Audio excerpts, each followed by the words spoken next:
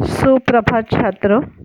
आज हम हिंदी विषय का 7वां पाठ स्वराज्य मेरा जन्मसिद्ध अधिकार है, जो लोकमान्य बाल गंगाधर तिलक जी ने लिखा है, उसे पढ़ेंगे। तो आप सब अपने टेक्स्ट बुक सामने रखिए, पेज नंबर 42, 42 और बुक में ध्यान देना है। परिचय।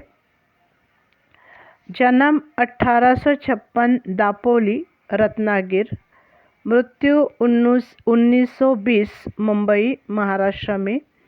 बाल गंगाधर तिलक जी एक शिक्षक, सामाजिक कार्यकर्ता एवं प्रसिद्ध वकील थे।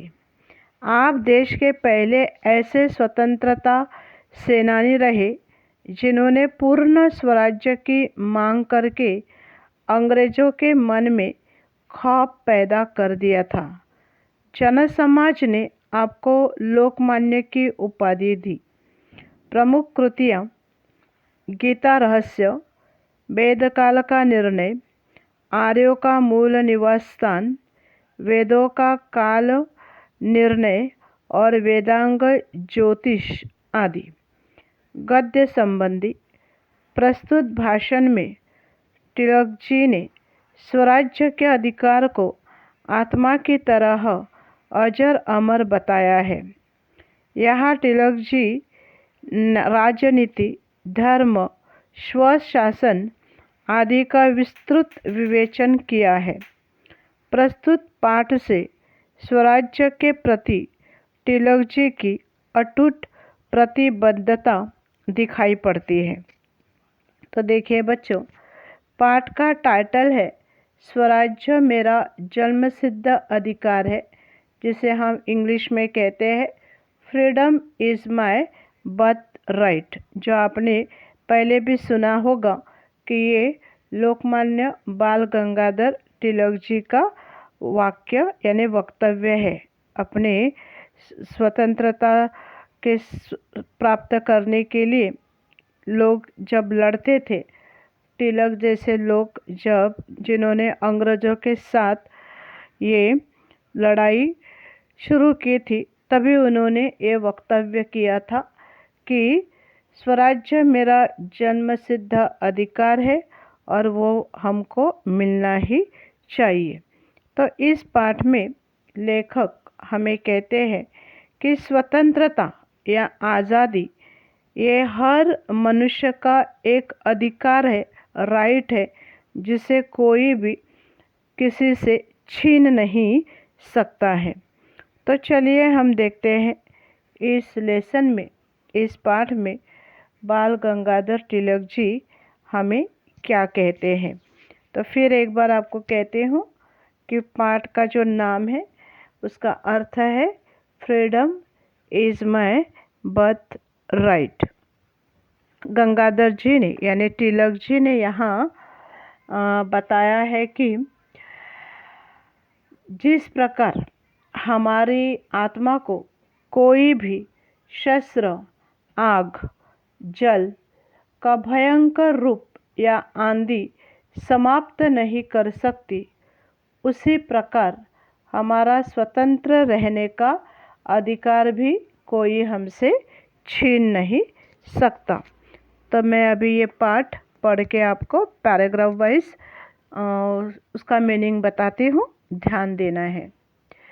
मैं अद्यपि यानी अब तक शरीर से बूढ़ा किंतु उत्साह में जवान हूँ।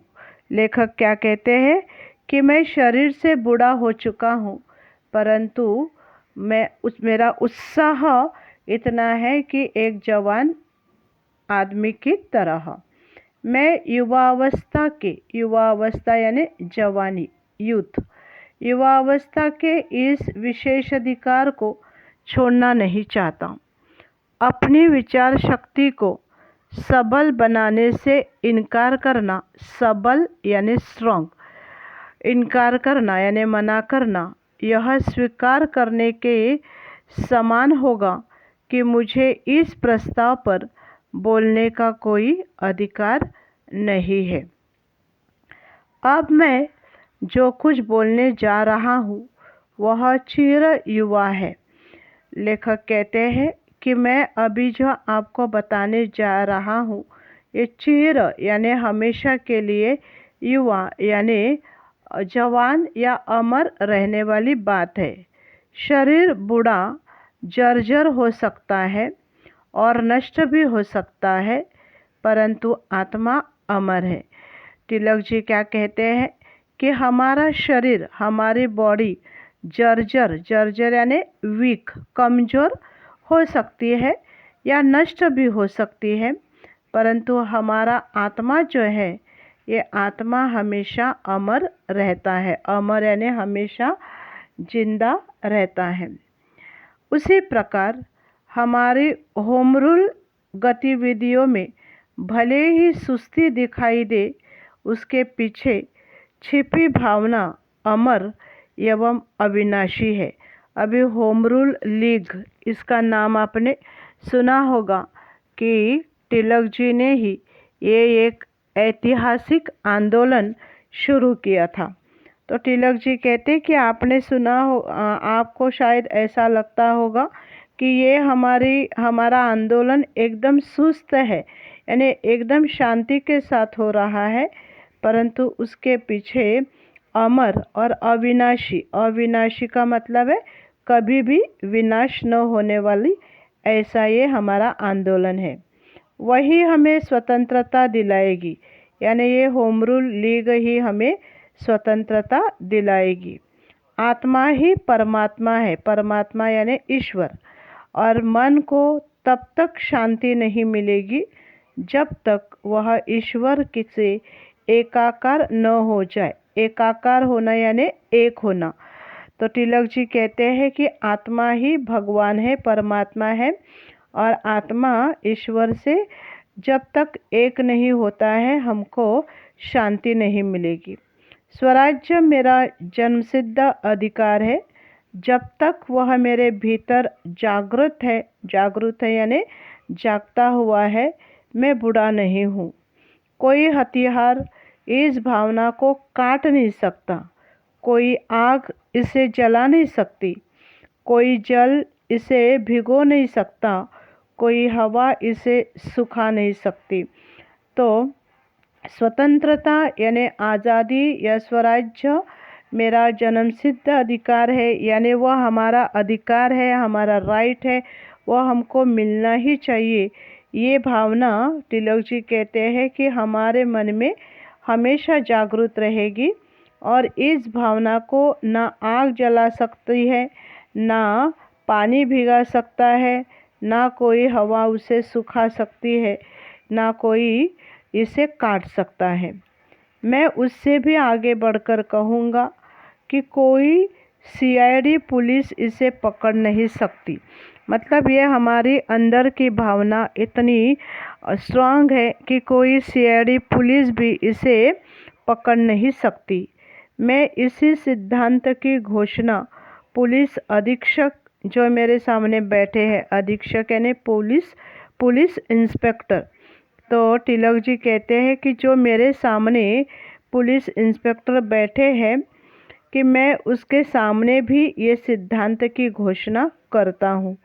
कलेक्टर के सामने भी, जिन्हें इस सभा में आमंत्रित किया गया था, और आशुलिपि लेखक, आशुलिपि का मतलब है शॉर्ट हैंड, मतलब शॉर्ट हैंड में लिखने वाले जो लेखक है, यानी तिलक जी क्या कहते हैं कि आज़ादी की घोषणा मैं पुलिस के सामने भी करूँगा, मैं कलेक्टर के सामने भी करूँगा, जो शॉर्ट हैंड लिखने वाले यानी संकेत लिपि लिखने वाले जो लोग हैं उनके सामने भी, और जो हमारे भाषणों के नोट्स लेने में व्यस्त है इनके सामने भी, यानी मैं सबके सामने ये स्वतंत्रता की या आज़ादी की घोषणा करूँगा। हम स्वशासन चाहते हैं। स्वशासन का मतलब है स्वयं शासन करने का पूरा अधिकार, यानी हमारा शासन हम ही चलाएंगे, हमको चलाने का अधिकार चाहिए, और हम स्वशासन चाहते हैं और हमें मिलना ही चाहिए। जिस विज्ञान की परिणति परिणति यानी पुष्टि स्वशासन में होती है वही राजनीति विज्ञान है, न कि वह जिसकी परिणति दास्ता में हो। दास्ता यानी गुलामी। राजनीति का विज्ञान इस देश के वेद है, यानी एक पवित्र ग्रंथ है। आपके पास एक आत्मा है और मैं केवल उसे जगाना चाहता हूँ। तिलक जी कहते हैं कि आपके पास यानी हमारे पास एक आत्मा है और उस आत्मा को मैं जगाना चाहता हूँ।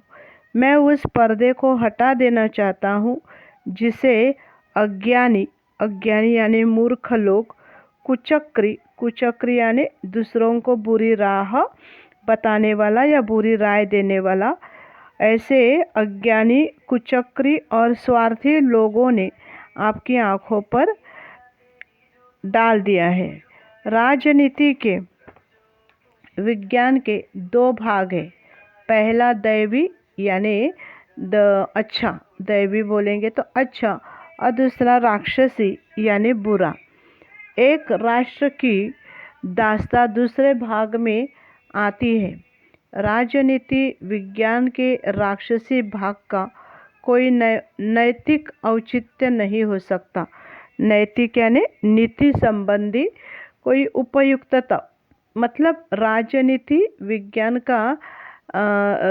के राक्षसी भाग का कोई नीति संबंधी भाग या उपयुक्तता भाग नहीं हो सकता।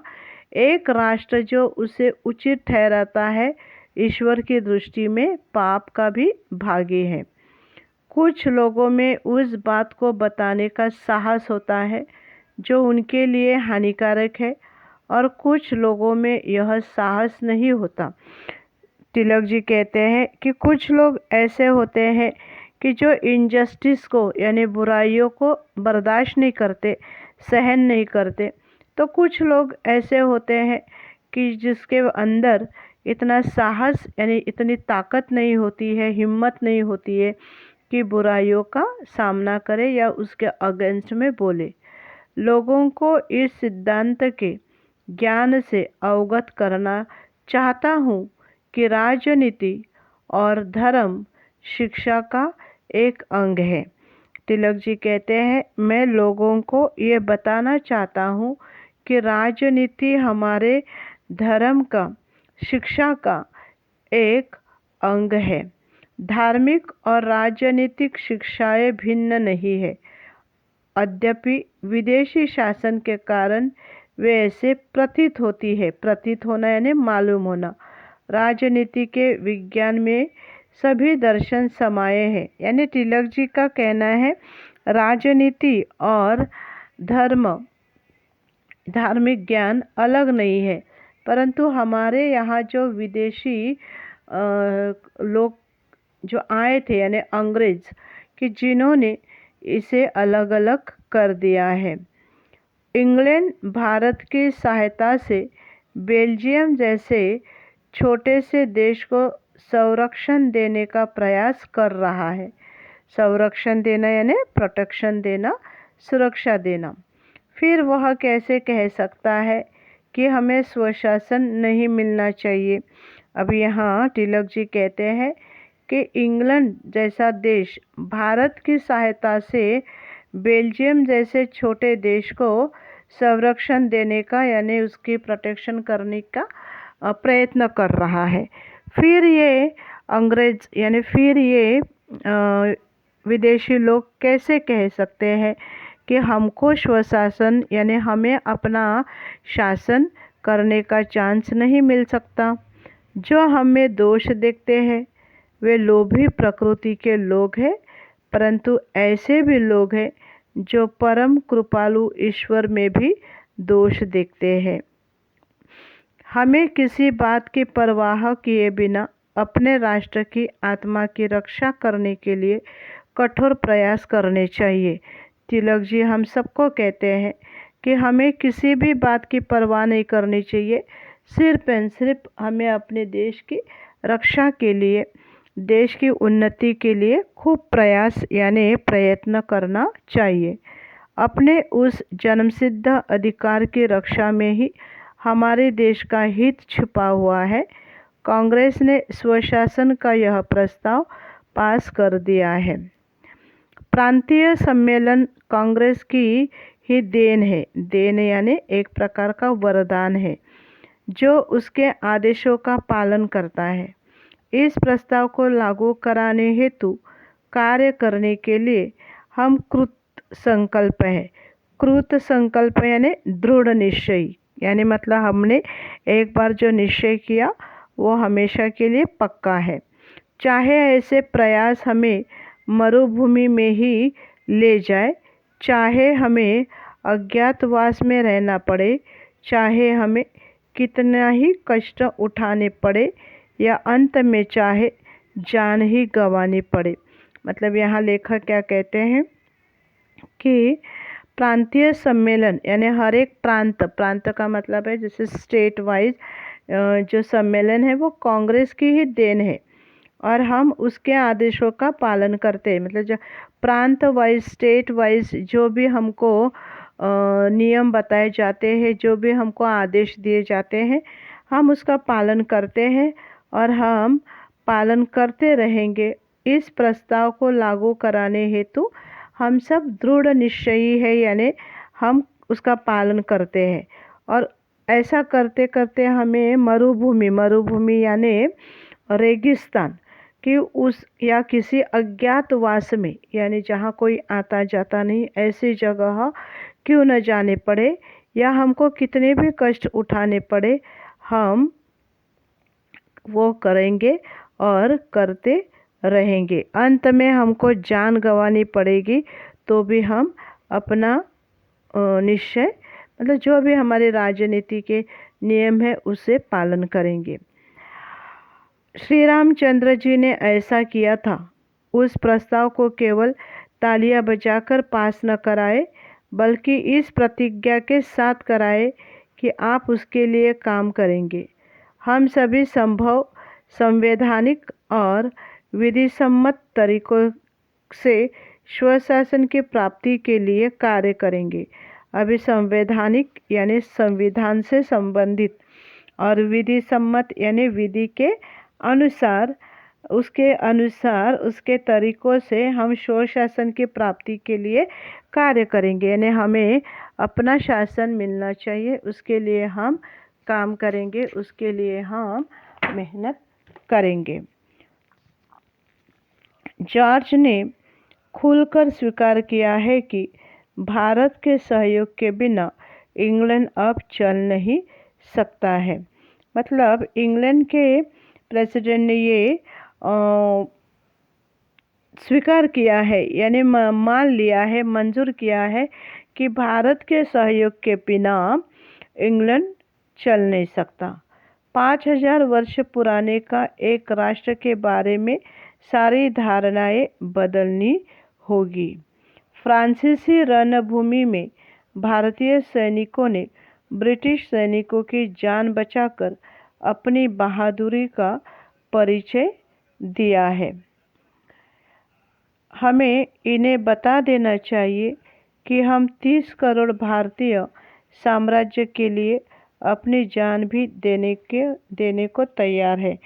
तो लेखक कहते हैं कि हमें उन्हें बता देना चाहिए कि हम अपने भारत के साम्राज्य के लिए यानी हमारे भारत की स्वतंत्रता के लिए हम अपनी जान देने के लिए भी तैयार रहेंगे, हम अपनी जान भी दे देंगे। ओके बच्चों, तो ये पार्ट का एक्सप्लेनेशन यहाँ कंप्लीट हो चुका है। आपको ये पार्ट एक बार अच्छे से रीड करना है और जो नोट्स मैं भेजूँगी वो नोटबुक में लिखना है।